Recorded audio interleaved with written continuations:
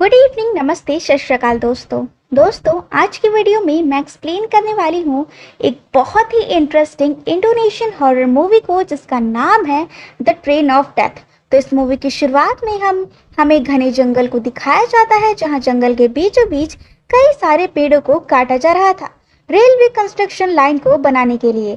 तभी scene change होकर एक टेंट को हमें दिखाता है जहां एक शैमन कह रहा था कि इस कंस्ट्रक्शन को जल्द से जल्द रोक दिया जाए, नहीं तो वो लोग नाराज हो जाएंगे। अब बात यहाँ आती है कि वो लोग कौन हैं।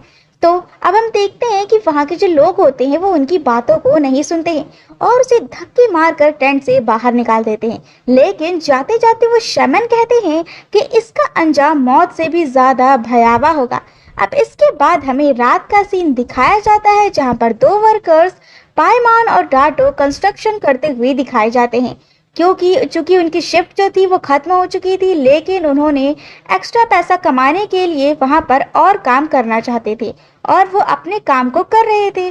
तभी पैमान एक पत्थर से भरी ट्रॉली लिए अंधेरे में जाता है मगर वो वापस नहीं आता है। अब दार्तो तो कई बार पैमान को बुलाता है लेकिन उसका कोई जवाब नहीं आता। अब दार्तो तो खुद भी धीरे धीरे अंधेरे की तरफ जाने लगता है और वहां उसे एक भयावह दृश्य दिखाई देता है। यहाँ पर एक भयानक एंटिटी पैमॉन को जकड़ के रखती है और वो छत से लटक रही थी। इनफैक्ट इस एंटिटी के शरीर से पत्थर बाहर निकल रहे थे और ये सब देखकर दार्तो तो बहुत बुरी तरीके से डर गया था। और हम यहाँ पर देखते हैं कि वो जो एंटिटी थी वो उन दोनों वर्कर्स को वहीं पर मार देती है। अब सीन यहाँ से शिफ्ट होकर सांकारा स्टेशन के इनॉग्रेशन के दिन पे आता है जहाँ एक टूरिस्ट ट्रेन चलने वाली थी टू सांकारा रिजॉर्ट। इस रिजॉर्ट तक पहुंचने के लिए ट्रेन को कुल 5 टनल से होकर गुजरना था। सभी पैसेंजर्स काफी खुश लग रहे थे और वहां एक छोटी सी सेरेमनी भी चल रही होती है। वहीं हम इस पूरे प्रोजेक्ट के मालिक मिस्टर बारा को देखते हैं जो कि इन्वेस्टर मिस्टर सांतासो के साथ होते हैं। अब यहाँ पर वो अपने प्रोजेक्ट की बात कर रहे थे और वो दोनों भी इस ट्रेन से रिजॉर्ट जाने वाले थे। अब यहाँ पे हमें इस कहानी के मेन कैरेक्टर यानी कि कैम्बोंग और उनकी बड़ी बहन पूर्णिमा को दिखाया जाता है। यहाँ पे जो कैम्बोंग है वो अपनी दीदी से बहुत प्यार करती है और दोनों में काफी अच्छी बॉन्डिंग हमें दिखाई जाती है। उनकी बातों से हमें पता चलता है कि पूर्णिमा किसी बीमारी से अभी अभी ठीक हुई थी और इसे ही सेलिब्रेट करने वो अपनी बहन के साथ यहाँ पर आई थी और वो एक साथ काफी अच्छा समय बिताते हैं। अब यहाँ पर हम स्टेशन में एक और औरत को देखते हैं जिसका नाम रामेला था जो कि थोड़ी सी परेशान दिख रही थी। अब यहाँ पर हम एक कई औरतों को भी देखते हैं जो कि रेलिंग के पार थी और उनके हाथ में बैनर थे और वो चिल्ला रही होती हैं। वो कह रहे थे कि give me back my husband या वो चिल्ला रही थी कि वेयर इज माय हस्बैंड। रामेला इन लोगों को देखकर और भी ज्यादा परेशान हो जाती है। मिस्टर सांतसो भी ये देखकर परेशान हो जाते हैं और मिस्टर बारा से पूछते हैं कि आखिर ये लोग कौन है और क्यों चिल्ला रहे हैं। इस पर मिस्टर बारा कहते हैं कि ये सब कुछ नहीं, आप चिंता मत करें, सिचुएशन अंडर कंट्रोल है। लेकिन यहाँ पे हमें समझ में आता है कि जो मिस्टर बारा है वो कुछ तो छिपा रहे हैं। खैर अब सारे पैसेंजर्स की बोर्डिंग का टाइम हो चुका था। अब ट्रेन में एक स्टाफ से भी हम मिलते हैं जिसका नाम टेकून होता है। अब टैकून पहले इंप्रेशन में काफी अच्छा और हेल्पफुल इंसान दिख रहा था। तो आगे सारे पैसेंजर्स अपनी अपनी जगह पर बैठ जाते हैं और ट्रेन रिजॉर्ट की तरफ चल पड़ती है। अब यहाँ पर हम कुछ ट्रेन की डिटेल्स की बात करेंगे।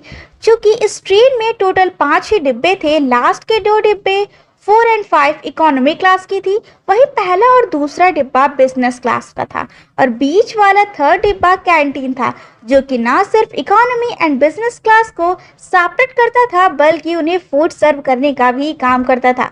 अब यहाँ पर कैम्बोंग और पूर्णिमा को लास्ट यानी कि 5th डिब्बे में 2nd सीट मिली थी और यहाँ ये सारी चीजें इसलिए बताई जा रही है क्योंकि आगे इसका आगे काफी बड़ा रोल है। तो यहाँ पे जो सारे लोग होते हैं वो काफी ज्यादा खुश होते हैं और अपने अपने तरीके से सफर का मजा ले रहे थे। अब मिस्टर सांतोसो एवं मिस्टर जो बारा हैं वो जो आगे के डिब्बे थे उसमें थे और वहां पर काफी सारे रिच पीपल थे। अब यहाँ पर एक आदमी क्रिस अपने पार्टनर के साथ था जो बहुत सारे पैसे लेके ट्रैवल कर रहे थे। रमेला इकोनॉमी क्लास में ट्रैवल कर रही थी जो कि फोर्थ कंपार्टमेंट में थी। तो अगले सीन में हमें रमेला के बारे में बताया जाता है जो ट्रेन में मिस्टर सांतसो से बात करने आई थी क्योंकि उसका पति घर वापस नहीं लौटा था। और यहाँ पर उसका पति कोई और नहीं बल्कि शुरुआत में हमें जो वर्कर दार तो दिखाया जाता है वो ही उसका पति होता है। अब यहाँ पर जो कंस्ट्रक्शन के मालिक है उन्होंने किसी को नहीं बताया था कि जो दो लोग मरे थे वो लोग मर चुके हैं या फिर जिंदा है। अब यहाँ पर जो रमेला है वो अपने पति के बारे में खोजबीन करने आई थी। तभी उसे दरवाजे के बाहर अपना पति दार्तो दिखाई देता है। वो भागकर कैंटीन में यानी कि थर्ड कंपार्टमेंट में जाती है। वो एक लेडी स्टाफ से पूछती भी है कि क्या आपने एक वर्कर को यहाँ देखा है, लेकिन लेडी स्टाफ का कहना था कि यहाँ तो कोई भी ऐसा आदमी नहीं है। तभी वो कैंटीन में ही दूसरी साइड में मिस्टर सांत्सो को देखती है और वो वहां जाने लगती, लेकिन उसे रोका जाता है कि इकोनॉमी क्लास के पैसेंजर्स बिजनेस क्लास में नहीं जा सकते। ऐसे में रमेला डिसाइड करती है कि वो कैंटीन में ही वेट करेगी और वहां अपना कॉफी वो भी बनाने लग जाती है। खैर आगे मिस्टर सांतसो और मिस्टर बारा से पूछते हैं कि ट्रेन स्टेशन पे वहां क्या हो रहा था और वो औरतें क्यों प्रोटेस्ट कर रही थी। इसमें मिस्टर बारा कहते हैं कि वो सारी औरतें इसलिए प्रोटेस्ट कर रही थी क्योंकि मैंने कुछ लोगों को स्टेशन ऑफिस से निकाल दिया था। आप चिंता मत करें, ये सब तो होता ही रहता है। अब ये सब सुन के मिस्टर सांतसो जो कहते हैं कि इस तरह की जो प्रॉब्लम है उसका समाधान निकालो वरना मैं अपने गेस्ट इन्वेस्टर्स के सामने एम्बैरस हो जाऊंगा। तभी सीन शिफ्ट होकर कैम्बांग और पूर्णिमा पे जाती है जो कि दोनों कुछ बात कर रहे थे कि तभी पूर्णिमा कहती है कि उसे वॉशरूम जाना है। वो अपने कंपार्टमेंट के टॉयलेट में जाने लगती है। अब यहाँ पर हम देखते हैं कि वहाँ पर काफ़ी ज़्यादा भीड़ थी और ऐसे में वो फोर्थ कंपार्टमेंट के वॉशरूम में चली जाती है। तभी हम देखते हैं कि पूर्णिमा को उल्टी होने लगती है एंड यहाँ पर क्लियर था कि अभी उसकी तबीयत पूरी तरीके से ठीक नहीं है और वो कुछ समय के लिए उसी वॉशरूम में बैठ जाती है ताकि वो थोड़ा रेस्ट कर ले। अब हम देखते हैं कि वो जो वॉशरूम था उस वॉशरूम के मिरर में पैमॉन की आत्मा को एज अ घोस्ट हम देख पाते हैं जो कि एक पल में ही गायब हो जाता है। अब ये बात तो पक्की थी कि जो ये ट्रेन थी वो हॉन्टेड थी और वहाँ पे जो भी लोग कंस्ट्रक्शन में मारे गए थे उनकी स्पिरिट जो थी वो यहाँ पर घूम रही होती है। अब यहाँ पर हम देखते हैं कि जो फिफ्थ इकोनॉमी क्लास में कुछ अजीबो गरीब चीजें होती हुई हमें दिखाई जाती है।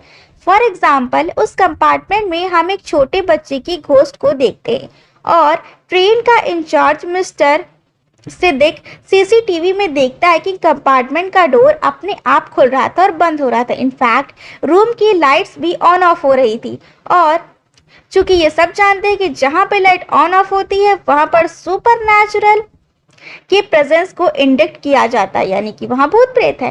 तो ऐसे में मिस्टर सिद्दिक एक स्टाफ को भेजते हैं ये चेक करने के लिए कि सब कुछ ठीक तो है। अब वहां जो केबांग है वो चिंतित हो गई थी क्योंकि पूर्णिमा अभी तक वॉशरूम में ही थी। ऐसे में किम्बांग चेक करने के लिए वहां जाती है, लेकिन जब उसे अपने कंपार्टमेंट के वॉशरूम में पूर्णिमा नहीं दिखती है तो वो फोर्थ कंपार्टमेंट के वॉशरूम में चेक करने जाती है। उसी दौरान एक छोटे बच्चे की आत्मा एक छोटी लड़की को डरा देती है और वो स्टाफ भी कुछ देख के बहुत ज्यादा डर जाती है और हम यहाँ पर कुछ लोगों की चीख को सुनते हैं। खैर तो ट्रेन टनल से बाहर निकलती है और तब तक सब कुछ ठीक हो गया था। पूर्णिमा भी वॉशरूम से बाहर आ गई थी और केबांग देखती है कि पूर्णिमा के जो बाल थे वो खराब हो गए थे। अब केबांग के पूछने पे पूर्णिमा कहती है कि ये सब सिर्फ मोशन सिकनेस की वजह से हो रहा है। यहाँ पर केबांग कहती है कि हम जब रिजॉर्ट जाएंगे तो डॉक्टर से कंसल्ट जरूर करेंगे।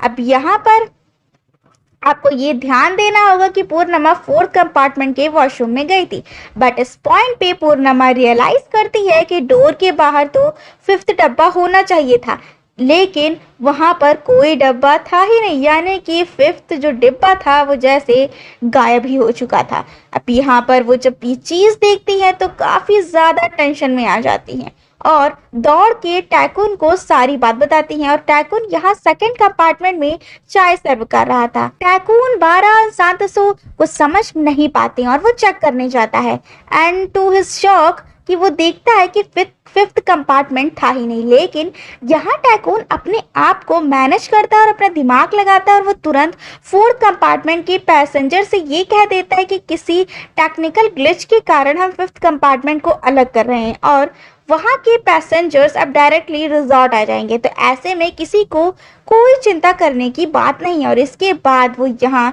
सारा सिचुएशन बताने के लिए सीधा मिस्टर सिद्दीक के पास चले जाते हैं। अब सीन शिफ्ट होकर किम्बांग और पूर्णिमा पे फोकस करती है, जो कैंटीन में ही बैठे थे, क्योंकि उनका कंपार्टमेंट तो बचा ही नहीं था। तब पूर्णिमा को फिर से थोड़ा सही फील नहीं होता है और वो वॉशरूम में चली जाती है। उसके जाने के बाद किम्बांग को एक कॉल आता है फ्रॉम पूर्णिमा डॉक्टर, जो उससे कहती हैं कि पूर्णिमा अपना इलाज पूरा किए बिना ही हॉस्पिटल से चली गई थी। अब यहाँ पर हमें पता चलता है कि पूर्णिमा को लीवर कैंसर है, जो कि बहुत बुरे स्टेज पर है और ऐसे में पूर्णिमा को जल्द से जल्द मेडिकल हेल्प की ज़रूरत है। पूर्णिमा किम्बांग से ये बात छुपाई थी कि उसकी सर्जरी अनसक्सेसफुल रही थी और वो ज़्यादा दिन तक जिंदा नहीं रहने वाली थी। तो इसके बाद पूर्णिमा जब किम्बांग के पास वापस आती है तो किम्बांग उसे डायरेक्टली पूछ लेती है कि तुमने मुझे ये सब क्यों नहीं बताया, क्योंकि देखा जाए तो पूर्णिमा का किम्बांग के अलावा और कोई दूसरा था ही कौन। इस पॉइंट पे यहाँ एक इमोशनल सीन होता है। अब किम्बांग कहती है कि उसे ठीक होना ही पड़ेगा, क्योंकि वो अपने पिता के साथ नहीं रहना चाहती जिनको उनकी कोई परवाह नहीं। किम्बांग पूर्णिमा से कहती है कि उसे अपना इलाज जारी रखना चाहिए और यहाँ पर हम सीधा सीन जो होता है वो शिफ्ट हो जाता है और टाइकून पे आता है, जो कि इलेक्ट्रिकल बोर्ड को चेक कर रहा था। और यहाँ हम देख पाते हैं कि पूरा बोर्ड किसी चिपचिपी स्लाइम वस्तु से ढक चुका था और उस पे एल्गी वगैरह भी जमा हो गई थी। लेकिन सोचने वाली बात ये थी कि नए नवेले बोर्ड पे ऐसा होना तो पॉसिबल नहीं था। यहाँ तक उनको अब ट्रेन वर्कर्स के घोस्ट वगैरह भी दिखाई देने लगे थे, जिससे वो परेशान हो गया था। मिस्टर सिद्दीक उससे कहते हैं कि ट्रेन के कंट्रोल सेंटर से उनका कनेक्शन टूट चुका है। इनफैक्ट फिफ्थ कंपार्टमेंट का मिसिंग होना भी एक बहुत बड़ी चिंताजनक बात थी।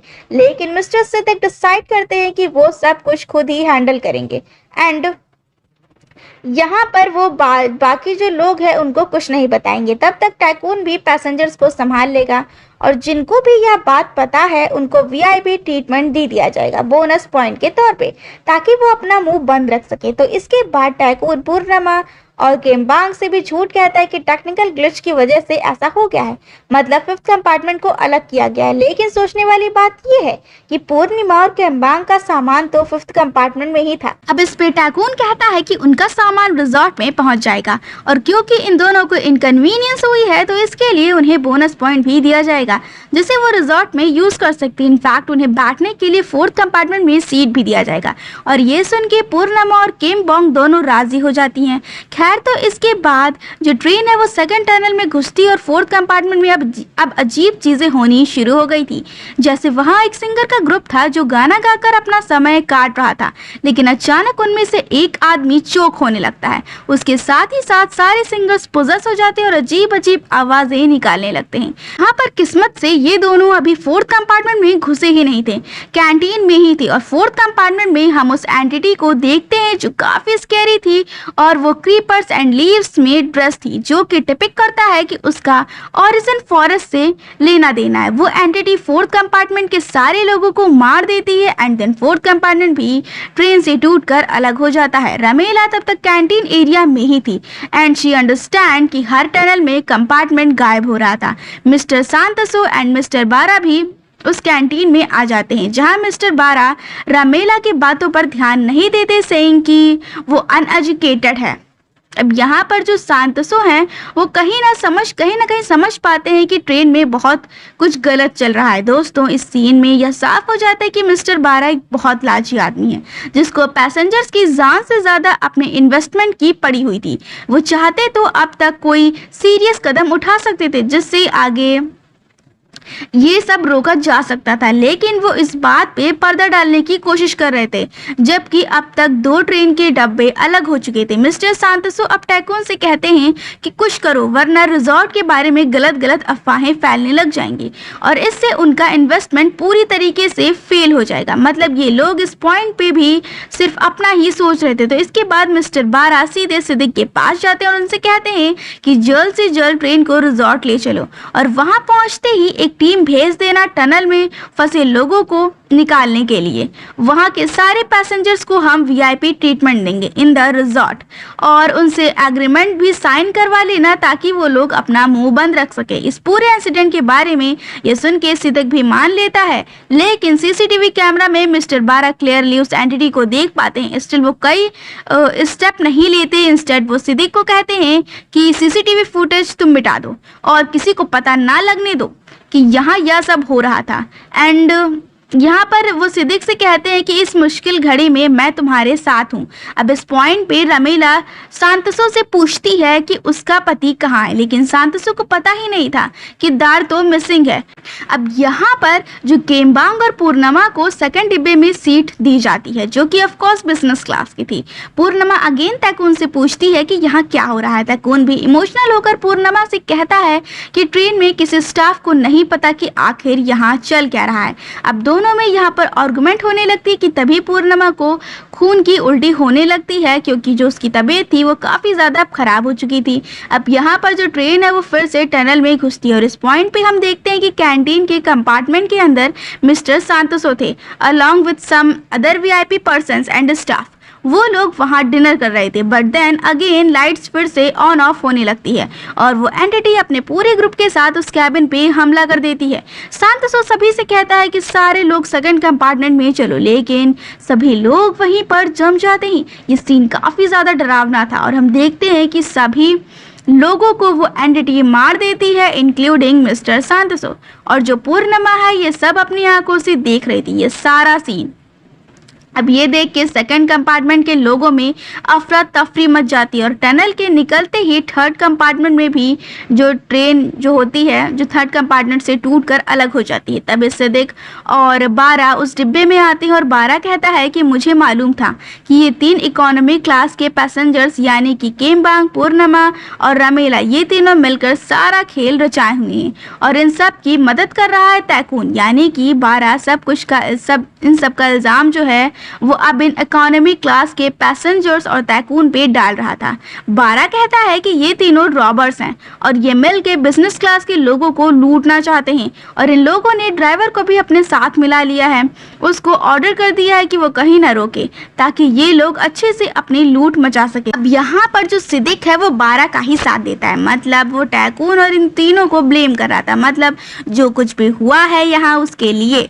अब जैसे कि पहले मैंने ये बताया था कि बिजनेस क्लास में क्रिस नाम का एक आदमी था जिसके पास ढेरों पैसे थे। वो रॉबरी की बात से डर जाता है और एक टूटा हुआ बियर बोतल उठा लेता है और वो पूर्णिमा, केम्बांग और तैकून को भी डराने लगता है कि ये रॉबर्स हैं, उसके सारे पैसे लूटने आए हैं। और यहाँ पर देखा जाए तो उसका सारा पैसा जमा किया हुआ उसके पास था।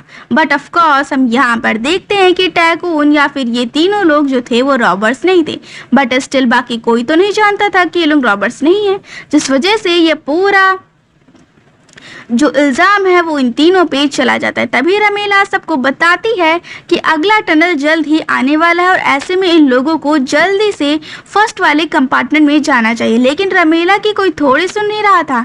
यहाँ क्रिस तो इनफैक्ट हमला करने पे आ गया था और वह पूर्णिमा को घायल कर देता है। वहीं बारा चुपचाप जाके फर्स्ट कंपार्टमेंट में घुस जाता है और वो दरवाज़ा भी बंद कर देता है।